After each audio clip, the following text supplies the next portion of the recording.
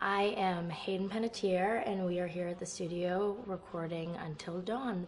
My name is Rami Malek, and I play Josh. My name is Megan Martin. My name is Brett Dalton. My name is Antonella Lentini, and I played Hannah and Beth. My name is Jordan Fisher, and I play the character Matthew, Matt for short. I'm Nicole Bloom, and I play Emily in the game. My name is Noah Fleiss. I am Galadriel Steinman, and I play Ashley.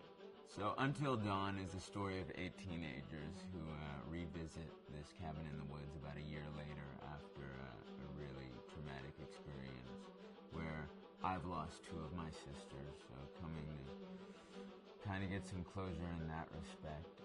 One of the things that Larry does really well is make these multi-layered characters, and I think for just the story in general, it follows the quintessential horror film plot lines, but the characters are so unique in themselves, and I think that's very cool. Oh, yeah, this was the right thing to do. What? You know, getting everyone together on the anniversary. I mean, Josh seemed really pumped about us all doing something, didn't he? Yeah, no, he definitely did. I haven't seen him so excited about something in forever. Good, good. Sam and I have a few things in common, such as being huge lovers of animals, and she's a huge animal lover. She's vegan. She is a pacifist. I'm not quite sure if I'm gonna go as far as saying that I'm a pacifist, but she's spunky and cool. I know that she, I think, is made fun of a little bit by the rest of them who think that her morals and her beliefs in that area are a little ridiculous and they don't agree with them, but she doesn't care. It doesn't stop her from being herself, and that's something that I hope I have in common with her.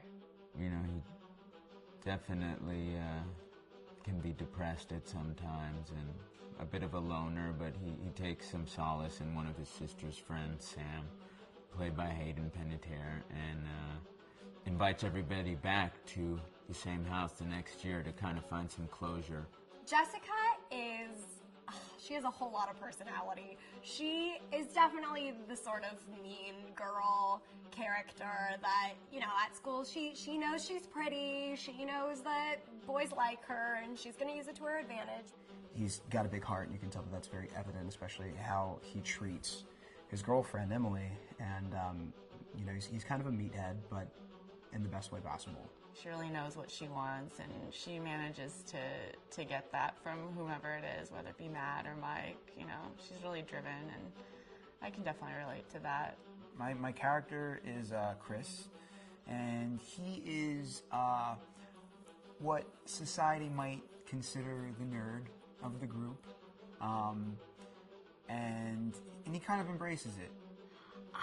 Ashley she's a little more serious than some of the other girls. She's definitely very intelligent and thoughtful. She kind of looks at the whole big picture of things. She's not quite as geeky as Chris, but they connect in a lot of ways. Mike is like big guy on campus. He's the class president who has some charm and has a brain, and I don't know, people seem to like Mike. He gets away with a lot, though. He can be kind of jerky. The fact that he really just kind of wants everyone to be happy, and he's a people pleaser, and I can definitely attest to being, you know, that guy. I'm always the friend that wants everybody to be happy and wants everybody to be taken care of, and that's definitely Matt. But also, like, this character is just so fun. I rarely get to play the bitch, and so it was really fun to do that. The spirit of things, seriously, what's wrong with you? Just try to lighten the mood, Em. Don't be like that. Like what? The way you're being. You always get like this. I just think this is just the coolest thing to be a part of, and I just think it's going to take the world by storm. I really do. I think this genre is the wave of the future, and I think that once people see the potential behind it, of getting to interact with the drama that you're witnessing in such a realistic way, that this is how entertainment's going to be from now on.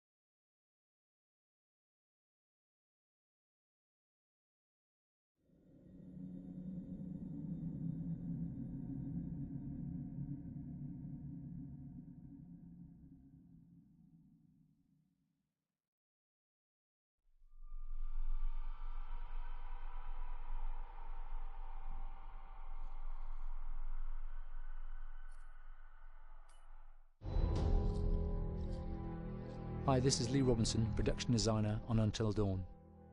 The production design for Until Dawn started with the great teen horror script that sets the characters in a Canadian winter mountain lodge, being a contemporary setting with visual clues derived from classic films of that genre, such as Hitchcock's Psycho and Stanley Kubrick's Shining. The storyboards are vital to the production design, as it allows the designer to understand the scale of the environments to be made and the detail that would be seen to create the atmosphere of a horror. This took us into concepts that took these storyboards further, visualizing the world through the color palette, the lighting, tone and the mood, and developing key locations such as the lodge, the cable car stations, the forests themselves, the wilderness. As you can see, the environments and atmospheres change quite a bit from warm and inviting to cold and threatening. The Millionaire's Mountain Lodge was a key example. It was designed to be made from nearby stone and timber, embedding it into the landscape, with a contrasting and contemporary interior needing to be opulent and extravagant. We created dark and claustrophobic corridors with ominous and large open spaces, almost cathedral-like in size, and with huge structures to silhouette and dwarf the characters within, providing a labyrinth to explore and wander. Each character was developed with a strong visual identity in mind, with contrasting colours, tones and silhouettes to identify them, each to have their own texture, pattern and shape, so that when they were lined up you could always identify them. The costume designs allowed a range of clothes that would suit them for the cold winter weather, but also have an element of style and individualism, so that the audience could look at them and relate, recognizing themselves within them. A lady would like to cuddle up with her man by a nice cozy fire bathed in atmospheric mood lighting. Right. It'll get plenty toasty once we're rubbing up against each other. Mike, Yeah. fire and mood lighting. Yes. Working with the lighting artists, we really brought the look and feel of the world together, and this required a thorough understanding of the visual language of teen horror. A key scene was where all the characters emerge out of the rear of the lodge chasing Hannah. A contrast is evident straight away from the exterior wilderness to the warmth of the lodge. The attention to character lighting here is through the bounce and rim lighting, accented colours and composition, creating characters that come from the dark into the light and back again with an emotional effect. Guys, there's someone outside. What the hell? Hannah! What's going on? Where's my sister going? It's fine. She just can't take a joke. It was just a prank, Han.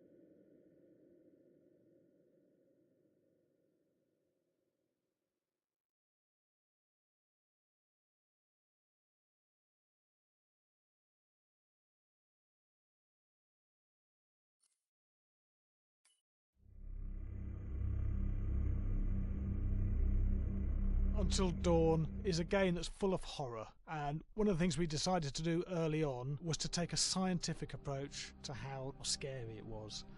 So we did experiments on people and we measured their responses to the game. We've created a test area. It's as close to a home setup as we can get it. We've recruited ordinary people to play the game and we've left them to play it on their own. You're turning the light off.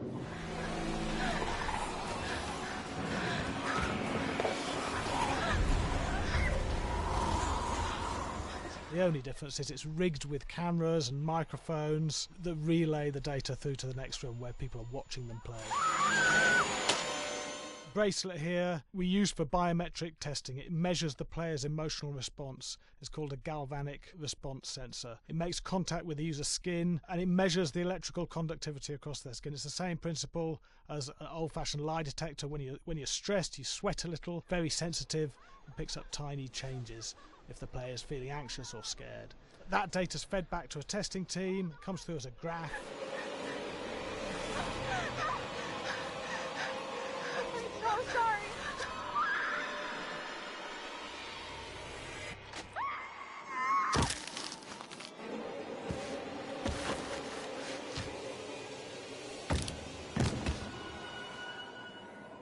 There's no point testing one or two people, you have to test a lot of people. And what's your step? When we have a scare that's consistently has a measurable emotional response, then we knew it was good. If it didn't have that, it goes back to the team for improvement. The data doesn't tell us what's wrong with the scare, it only tells us if it's working or not. Wait, okay, so you hear that too, right? Josh. Here we have a chapter relatively early in the game. Weirdly regular. Nothing regular about it. We have to create tension and anxiety in the player so they are ready to receive the scare.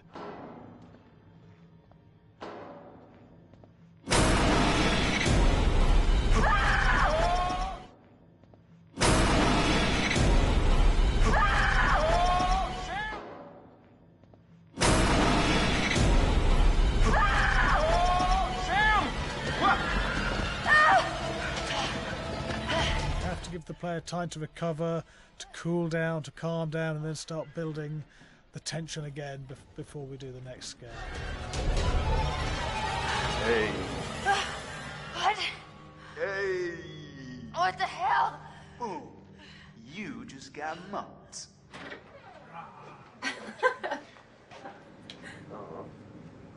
Yeah, I have such an adrenaline high from that game. There's two things we found. One is we could look at the scares, analyse if our expected scares were working effectively. Were people shrieking and covering their hands, or were they getting an emotional response from it? And being scientific about it means that we strip out people's opinions about whether things are working or not. We've got data, and we look at the data. If it's working, we're happy with it. Really scary. Bit scared and wanting to get away. I actually be maybe a bit scared to play it on my own, but in a room with the lights on, yeah, with some other people as well, yeah, maybe. But because I'm a scaredy cat, I would play with someone in the room. And the lights on. It was one of the scariest games I've played in a long while.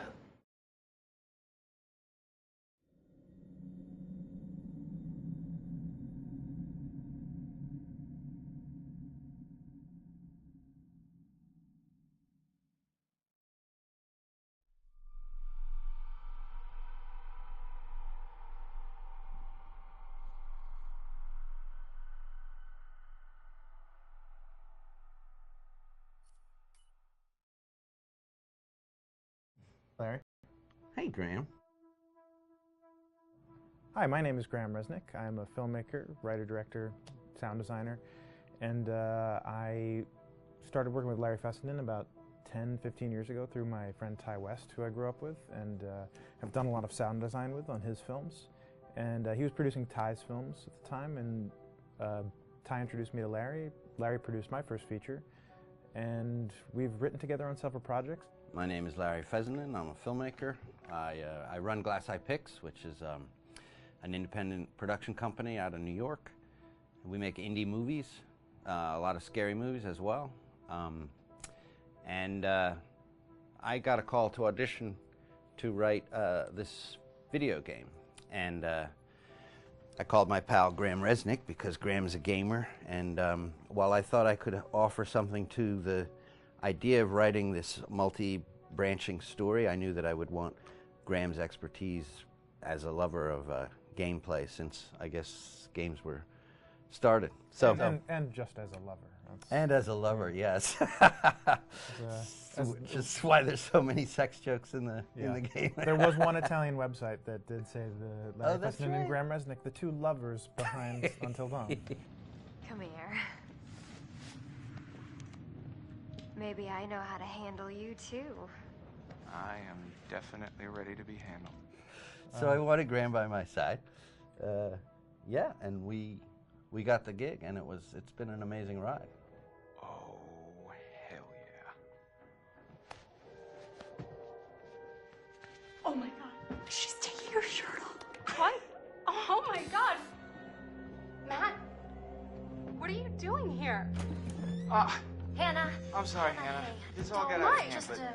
So in the game, the basic setup is that a year prior to the game's start, all these kids had gone up to a ski lodge that was owned by the parents of one of the kids, or a couple of the kids, and some of the teenagers played a prank on some of the other teenagers, and the terrible tragedy occurred when a few of them, two sisters, ran out into a blizzard, and were never seen from again.